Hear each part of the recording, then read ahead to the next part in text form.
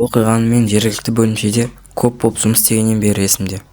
Мен қаншама рет бұны достарыма және отбасыма есіне салғанмын. Бұл олар үшін күлкілі және өтірік болып көрінді.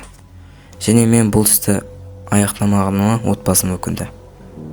Бұл оқиға кездесулерде, мерекелерде қорқынышты әңгіме ғана болып шықты.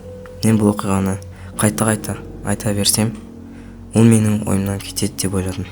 Бірақ бұл көмектеспеді. Неге бұл оқиға менің басымнан кетпеді?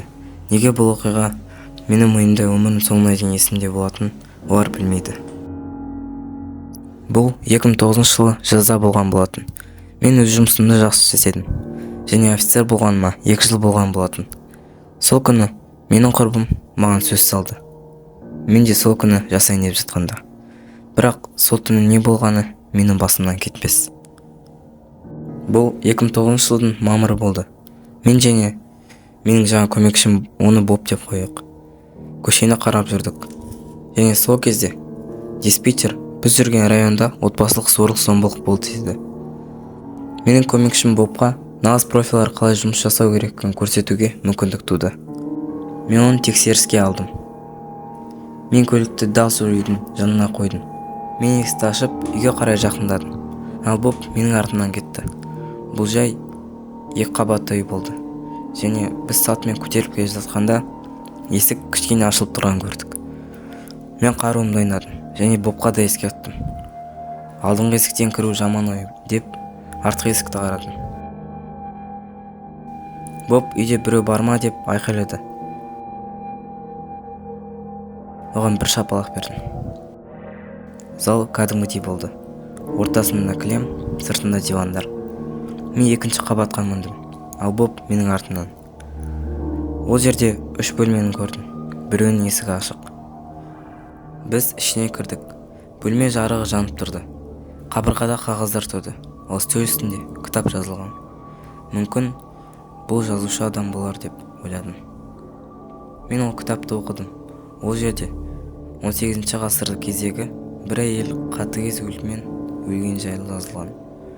Боб басқа бөлмелерді қарауға кетті.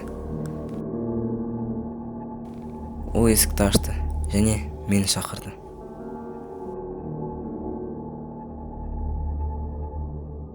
Мен таң қалдым. Ол 18 ғасырдағы бөлмеге ұқсады. Мүмкін автор бұл рөлге кейіпкер іздеген шығар. Мен бәрібір ішіне кірдім. Жиһаздарды тексердім. Олар шынымен 18 ғасырдағы жиһазға ұқсайды. Мүмкін сақталып қалған шығар. Мен бөлмеден шығып, соңғы бөлмені қарауға кеттім. Боб та жамандыққа дайын тұрды. Біз өз өмірімізбен тәуекел ете алмаймыз. Және есікті аштық. Бұл қараңғы бөлме болды. Ішінде біртүрлі ештеңе жоқ. Тек қана бояулар мен оны боятын зат. Біз бөлмеден шықтық. Және мен бірінші бөлмеге кеттім. Жай ғана бірдеңе өзгерген тексеру үшін.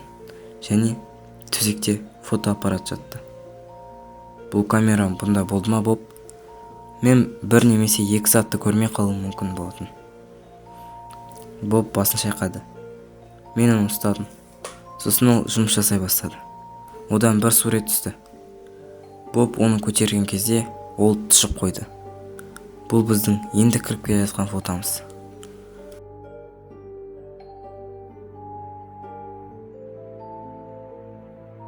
Мен шошып кеттім. Бұл үйде бізді фотоға түсіретін ешкім болмады. Біз ойлап тұрған кезде тағы бір фото түсті.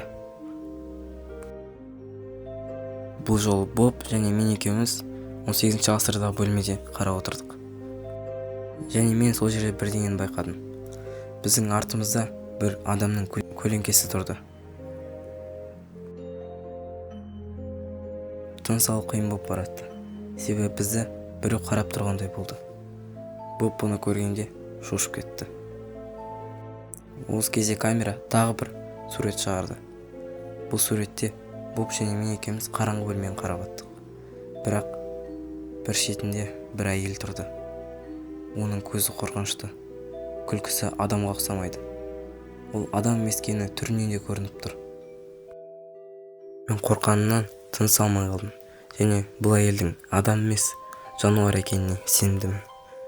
Және біз бұны қалай көрмегенімізді түсінбедім. Осы уақытта камера тағы бір фото. Бұл 3-ші бөлмеден мыстан шығып келе жатқан суреті болды.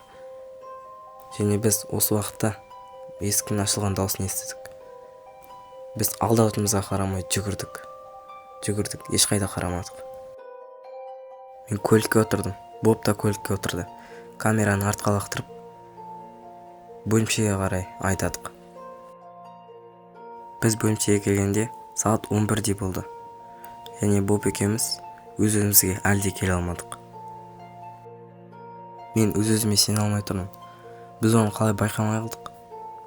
Және де бұл әйелдің жамандай күлкісі әлі есімде. Бізде ешқандай дәлел болмады. Және Боб үйге қайтты. Біз екеуміз де жамандай қорқып тұрдық. Бірақ мен де кетіп бара жатқан кезде камера кішкене қозғалып кетті. Және де сурет шыға бастады. Және ол суретті қараған кезде мен тұшып қойдым. Ол суретте Боб екеуміздің артымызда әлгі әйел отырғанын көрдім. Осыдан кейін мен жұмыстан шығып кеттім.